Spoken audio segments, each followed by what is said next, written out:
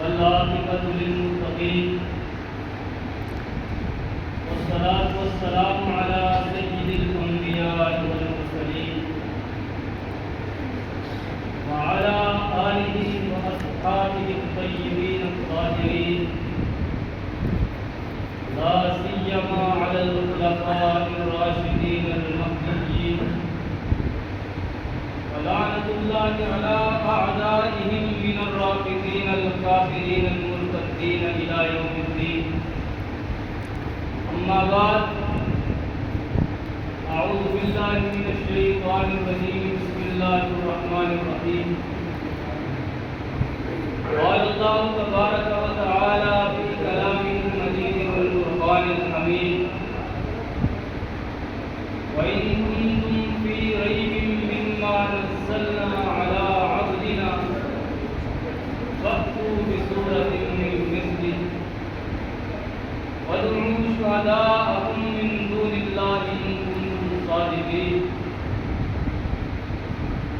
وقال تعالى في مقام آخر: إنا نحن نزلنا الذكر وإنا له لحافظون. وقال النبي صلى الله عليه وسلم: إن الله يرفع بهذا الكتاب أقواما ويضع به آخرين. عن علي رضي الله تعالى عنه قال: سمعت رسول الله صلى الله عليه وسلم يقول: ألا إنها ستكون فتنة. قال: ما المخرج منها يا رسول الله؟ قال رسول الله صلى الله عليه وسلم: هو كتاب الله فيه نبأ ما قبلكم وخبر ما بعدكم وهو الفصل ليس بالهزل وهو حبل الله المتين. صدق الله وصدق رسوله النبي الكريم ونحن على ذلك لمن الشاهدين والشاكرين والحمد لله رب العالمین. ہے قول محمد قول خدا فرمان نہ بدلا جائے گا. ہے قول محمد قول خدا فرمان نہ بدلا جائے گا. بدلے گا زمانہ لاکھ مگر قرآن نہ بدلا جائے گا. سبحان اللہ. بدلے گا زمانہ لاکھ مگر قرآن نہ بدلا جائے گا. بے شک. معزز حاضرین، بزرگان دین، گھروں میں سننے والی ماؤں بہنوں بیٹیوں، السلام علیکم ورحمۃ اللہ وبرکاتہ. وعلیکم السلام ورحمۃ اللہ وبرکاتہ. رمضان المبارک کا آخری عشرہ چل رہا ہے اور آخری عشرے میں بھی آخری روزے چل رہے ہیں. آج 27ویں شب یعنی صبح 27واں روزہ. رمضان ہم سے جدا ہو رہا ہے. رمضان اور قرآن کا کہتے ہیں نا لنگوٹی ہے. رمضان اور قرآن آپس میں لنگوٹی ہے، لازم اور ملزوم ہے. رمضان اور قرآن ایک دوسرے سے جدا نہیں. اللہ رب العزت کا لاکھوں کروڑوں اربوں شکر ہے کہ اس ذات بابرکات نے رمضان المبارک کے اس مبارک مہینے میں ہمیں قرآن پڑھنے اور سننے کی سعادت حاصل کی. سب سے زیادہ تو مبارکباد کے مستحق سننے والے ہیں، کیونکہ پڑھنے والا تو کھڑا ہوتا ہے اور پڑھ رہا ہوتا ہے اپنی لائف میں، اسے تو مزہ آتا ہے. لیکن پیچھے سننے والے جو ہیں وہ بڑے تنگ بھی ہوتے ہیں. اور بہت سارے دوستوں نے شکوے بھی کیے، اسلام سے دور ہو گئی، انہوں نے قرآن سے محبت کا ثبوت کیا. اور اب میں نے آپ حضرات کے سامنے قرآن مجید فرقان حمید کی ایک آیت دو آیات مبارکہ تلاوت کی. اللہ قرآن میں فرما رہا ہے: وَإِن كُنتُمْ فِي رَيْبٍ مِّمَّا نَزَّلْنَا عَلَىٰ عَبْدِنَا، کہ اگر تم اس قرآن کے بارے میں شک میں ہو فَأْتُوا بِسُورَةٍ مِّن مِّثْلِهِ، ایک سورت اس کی مثل ہے. سبحان اللہ. میں نے آپ کو یاد کے سامنے بات کی ہے: قول محمد قول خدا فرمان نہ بدلا جائے گا. بدلے گا زمانہ لاکھ مگر قرآن نہ بدلا جائے گا. تو قرآن کریم میں آپ حضرات کے سامنے اس حوالے سے گفتگو کرنا چاہتا ہوں. قرآن کریم کی سیرت کے تو بہت سارے پہلو ہیں. میں آپ حضرات کے سامنے مختصر سی بات کرنا چاہتا ہوں حضور علیہ السلام کے معجزات میں سے قرآن کے معجزے کہ قرآن میرے آقا صلی اللہ علیہ وسلم کا ابدی اور دائمی اور عالمگیر معجزہ ہے۔ قرآن میرے آقا صلی اللہ علیہ وسلم کا ایسا معجزہ ہے، یعنی معجزہ کہتے ہیں اسے کہ جو دنیا کو عاجز کر دے، دنیا اس کا مقابلہ نہ کر سکے، دنیا اس کی نظیر اور مثال پیش نہ کر سکے، لیکن سارے معجزات وقت کے ساتھ ساتھ ختم ہو جاتے ہیں۔ جتنے بھی انبیاء کرام گزرے، انبیاء گزرے، رسول گزرے، سب کو اللہ رب العزت نے معجزات عطا فرمائے، لیکن ہر نبی کے جانے کے ساتھ اس کا معجزہ ختم ہو گیا۔ اور حضور علیہ السلام کو بھی اللہ رب العزت نے بہت سارے یعنی سینکڑوں ہزاروں معجزات عطا فرمائے۔ حضور علیہ السلام کی تو دن رات معجزہ، حضور علیہ السلام کا اٹھنا معجزہ، حضور کا بیٹھنا معجزہ، یہ سارے حضور علیہ السلام کے معجزات ہیں۔ لیکن سارے معجزات میرے آقا صلی اللہ علیہ وسلم کے دنیا سے تشریف لے جانے کے بعد ختم ہو گئے، لیکن قرآن ایسا معجزہ ہے جو قیامت تک کے لیے معجزہ ہے اور عالمگیر معجزہ ہے۔ پوری انسانیت کے لیے قرآن حضور علیہ السلام کا معجزہ ہے۔ یہ قرآن معجزہ کیسے ہے؟ میں آپ حضرات کے سامنے اسی پہ تھوڑی سی گفتگو کر کے اجازت چاہوں گا۔ دعا اللہ رب العزت سے کہ اللہ رب العزت مجھے حق اور سچ کہنے کی توفیق دے۔ آمین۔ قرآن حضور کا معجزہ ہے، یہ معجزہ کیسے؟ اس سے سب سے پہلے عرب کے جغرافیہ کو سمجھا جائے کہ عرب کا جغرافیہ، عرب کے اس وقت کے حالات کیا تھے۔ جب میرے آقا صلی اللہ علیہ وسلم نے اعلان نبوت کیا، میرے آقا صلی اللہ علیہ وسلم کے اعلان نبوت سے پہلے عرب کے حالات یہ تھے، نہ کوئی لکھنا جانتا تھا، نہ کوئی پڑھنا جانتا تھا، جہالت کا دورہ تھا، ایسا دورہ تھا کہ بیٹیوں کو زندہ درگور کر دیا جاتا تھا۔ میرے آقا صلی اللہ علیہ وسلم کے اعلان نبوت سے پہلے ایسے حالات تھے کہ مائیں بھی لوگ وراثت میں لیا کرتے تھے۔ میرے آقا صلی اللہ علیہ وسلم کے آنے سے پہلے ایسے حالات تھے کہ بہنوں کو ان کا حق نہیں دیا جاتا تھا۔ یہ سارے حالات میرے آقا صلی اللہ علیہ وسلم کے اعلان نبوت سے پہلے تھے۔ جب میرے آقا نے اعلان نبوت کیا اس وقت دیکھیے عرب کے اندر نہ کوئی سکول ہے، نہ کوئی کالج ہے، جنگلی اور وحشی قوم ہے، ایسی قوم ہے جو کسی کی سرداری کو تسلیم نہیں کرتی، ایسی قوم ہے جو کسی کی بادشاہت کو تسلیم نہیں کرتی، جو اپنے سے اوپر کسی قوم کو سمجھتی نہیں ہے، ایسی قوم جو بالکل امی، ان پڑھ اور جاہل قسم کے لوگ ہیں۔ ان کے اندر میرے آقا صلی اللہ علیہ وسلم نے بھی اپنی زندگی کے 40 سال گزارے، اپنی زندگی کے 40 سال حضور علیہ السلام نے اسی قوم کے اندر، قوم قریش کے اندر گزارے، اور گزارے کس حالت میں؟ نہ کسی کے پاس گئے، نہ کسی سے پڑھا، نہ کسی مجلس میں بیٹھے، نہ شعر و شاعری کی محفلوں میں گئے، نہ کبھی نبوت سے پہلے تقریر کی، یعنی کوئی بھی موقع ایسا نہیں تھا کہ جس میں حضور علیہ السلام لوگوں میں کھڑے ہو کے تقریر کرتے ہوں۔ ایسا نبی جو نہ کسی کا شاگرد ہے، نہ کسی سکول میں پڑھا، نہ کسی کالج میں پڑھا، 40 سال خاموشی کے ساتھ لوگوں میں گزار دیے۔ 40 سال کے بعد وہی نبی کھڑا ہو کے جب قرآن کی تلاوت کرتے، لوگوں میں اعلان نبوت کرتے، وہی محمد الرسول اللہ، وہی پیغمبر جب کھڑا ہو کے اعلان کرتے لوگوں میں اللہ کا رسول ہوں اور یہ اللہ کی کتاب ہے، تو عرب کے لوگ حیران ہو جاتے ہیں کہ اس امی نبی کے منہ سے، اس امی نبی کی زبان سے ایسا کلام کیسے صادر ہو گیا کہ جس میں فصاحت و بلاغت کا سمندر ہے، ایسا کلام کیسے صادر ہو گیا کہ جس کا جواب دینے سے سارے عرب عاجز اور قاصر ہیں۔ یہ عرب لوگ ایسے تھے جو دوسروں کو عجمی اور خود کو عربی کہا کرتے تھے۔ عجمی اس کو کہا جاتا ہے کہ جس کو بولنے کا پتہ نہ ہو، جو گونگا ہو جائے، گونگے کو عجمی کہا جاتا ہے اور بولنے والے کو عربی کہا جاتا ہے۔ حضور علیہ السلام کو اللہ رب العزت نے قرآن عطا کیا، عرب کو اپنی فصاحت و بلاغت پہ بڑا ناز تھا۔ جب قرآن دنیا کے اندر آیا تو اللہ رب العزت نے، یعنی جب قرآن دنیا کے اندر آیا تو عرب جو سارے کے سارے حضور علیہ السلام کے مخالف تھے، حضور علیہ السلام کو مارنے اور مرنے پہ تلے ہوئے تھے، وہی عرب جو ہر لحاظ سے میرے آقا کا مقابلہ کرتے تھے۔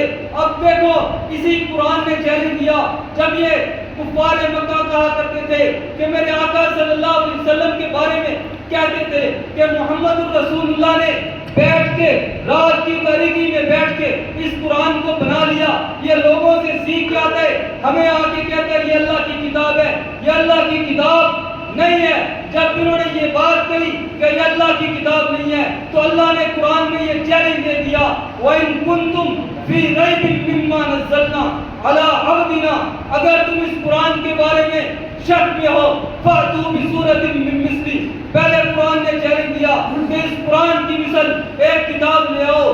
جب وہ اس بات سے بھی عاجز آ گئے تو پھر اللہ رب العزت نے چیلنج دیا کہ ایک سورت اس کی مثل لے آؤ۔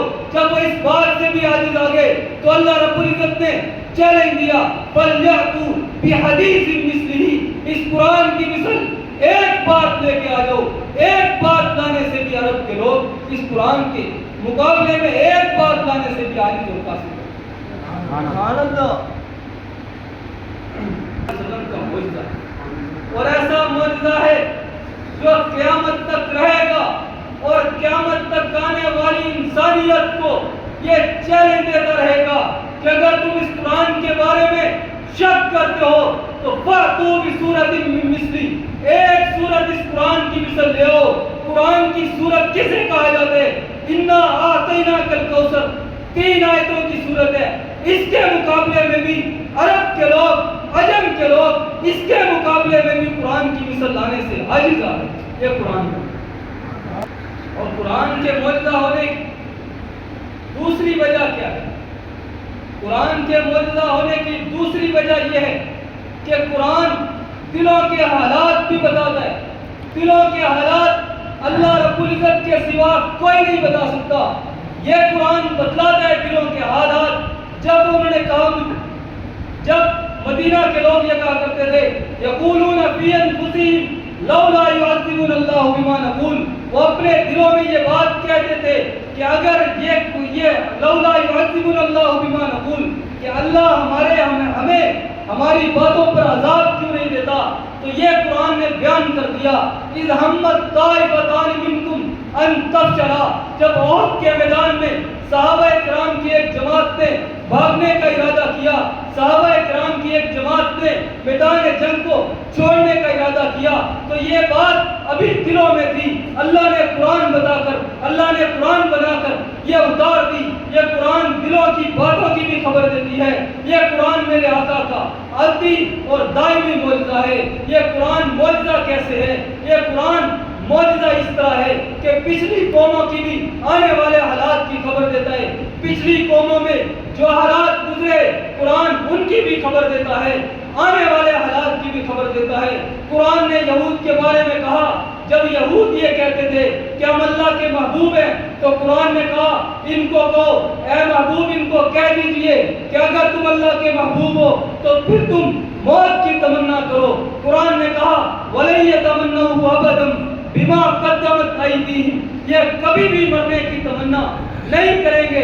یہود کے پاس یہ بڑا موقع تھا کہ وہ حضور علیہ السلام کو جھٹلانے کے لیے موت کی تمنا کرتے تھے، لیکن یہود نے یہ بات میرے آقا صلی اللہ علیہ وسلم کے سامنے نہیں کی۔ یہود نے یہ بات نہیں کی کہ اللہ ہمیں موت دے دے۔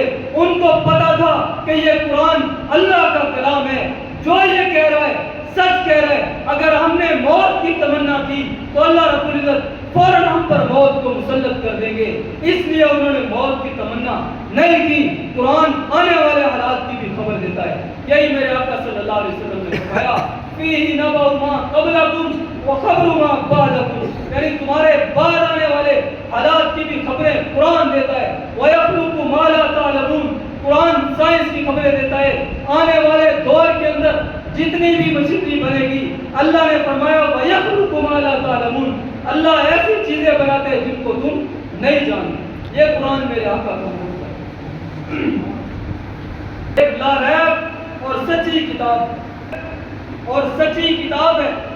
اس کتاب کے کلام اللہ ہونے میں کسی کو بھی شبہ نہیں ہے۔ کوئی بھی منصف مزاج، یعنی ابو جہل کو اٹھا کر دیکھ لیجئے، اخنس بن شریح کو دیکھ لیجئے، ابو لیے رات کی تاریکیوں میں میرے آقا صلی اللہ علیہ وسلم کے پیچھے بیٹھ کے قرآن سنا کرتے تھے۔ ابو جہل، اخنس بن شریح، ابو سفیان، یہ تینوں ایک مرتبہ رات کی تاریکی میں اکٹھے ہوئے۔ انہوں نے جا کے میرے آقا صلی اللہ علیہ وسلم قرآن کی تلاوت کر رہے ہیں، ابو جہل پیچھے بیٹھا سن رہا ہے، ابو سفیان پیچھے بیٹھا سن رہے، اخنس بن شریح پیچھے بیٹھ کے سن رہے۔ جب صبح کا اجالا ہوا، تینوں نے ایک دوسرے کو دیکھا۔ انہوں نے کہا تو کدھر؟ اس نے کہا میں قرآن سننے آیا۔ دوسرے سے پوچھا، اس نے کہا میں بھی قرآن سننے سے آیا۔ تینوں نے ایک دوسرے کو ملامت کی کہ تم کفار کے سردار ہو کر بھی قرآن کو سننے کے لیے آئے ہو۔ یہ قرآن کی طاقت اور قرآن کا معجزہ ہے کہ غیر مسلم حضور علیہ السلام کا جانی دشمن وہ بھی یہ اقرار کرنے پر مجبور ہے کہ یہ قرآن اللہ کا کلام ہے۔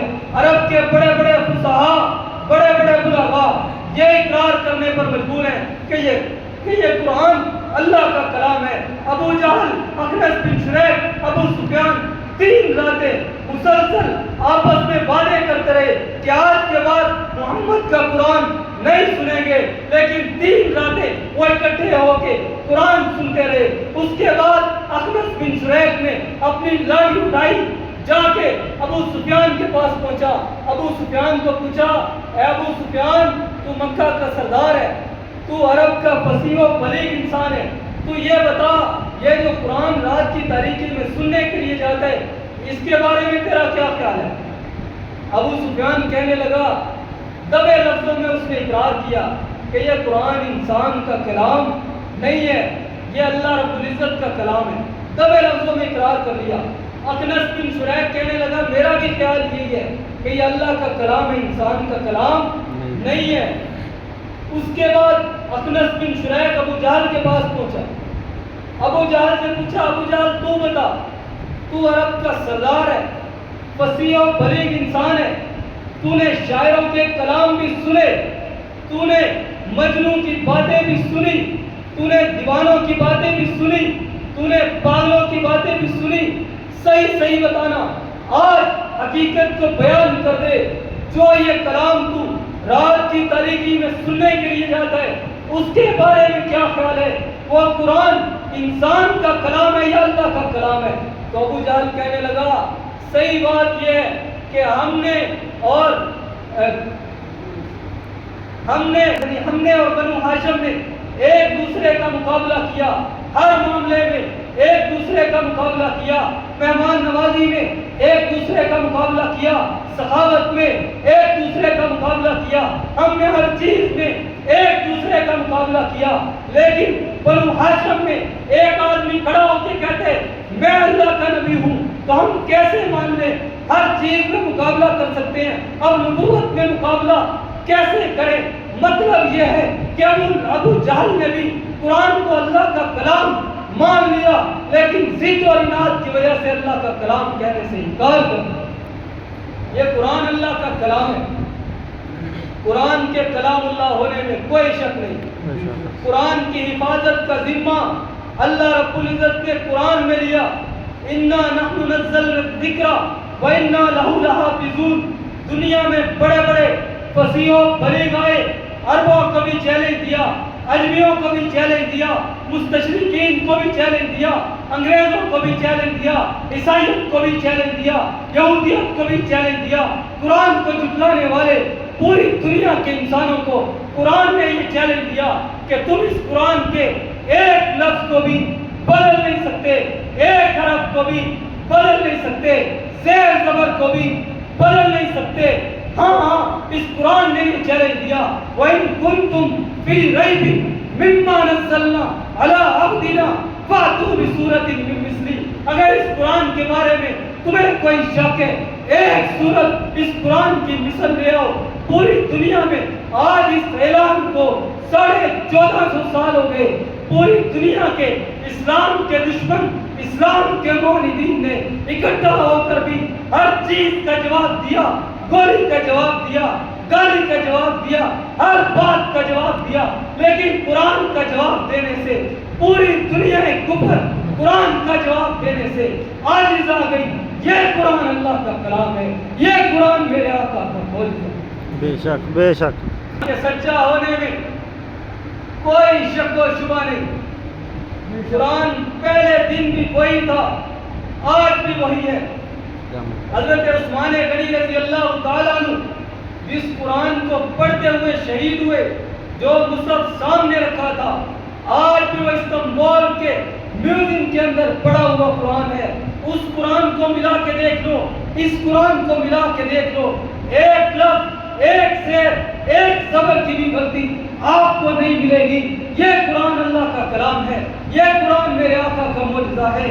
اس قرآن کی حفاظت کے لیے آقا علیہ السلام نے پتھر کھائے. اس قرآن کی حفاظت کے لیے میرے آقا نے دندان مبارک شہید کروائے. اس قرآن کی حفاظت کے لیے سیدنا صدیق اکبر نے جانیں دی. اس قرآن کی حفاظت کے لیے صحابہ کرام نے اپنی جانوں کے نذرانے پیش کیے.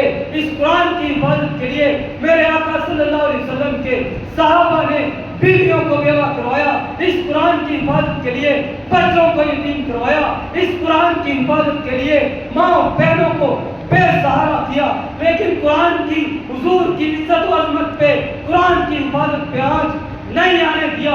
آج گلی کا چوڑا کھڑا ہو کے یہ کہتا ہے یہ قرآن بدگماشوں کی وجہ سے بدل دیا گیا ہے.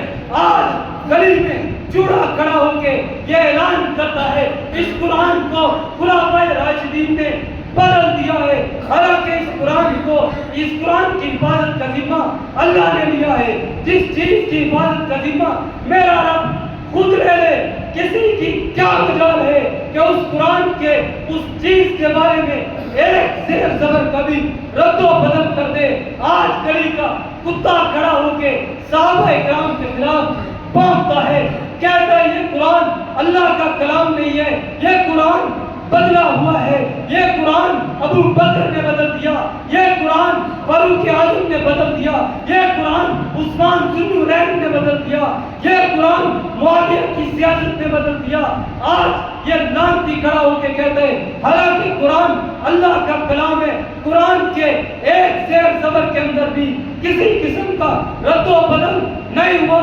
صحابہ نے قرآن کو بدلا نہیں، صحابہ نے قرآن کی حفاظت کے لیے جانیں دی ہیں، قرآن کی حفاظت کے لیے اپنا آپ کٹوایا ہے، قرآن کی حفاظت کے لیے راتوں کی نیندیں حرام کی ہیں، قرآن کی حفاظت کے لیے بچوں کو یتیم کروایا ہے، قرآن کی حفاظت کے لیے بیویوں کو بیوہ کروایا ہے.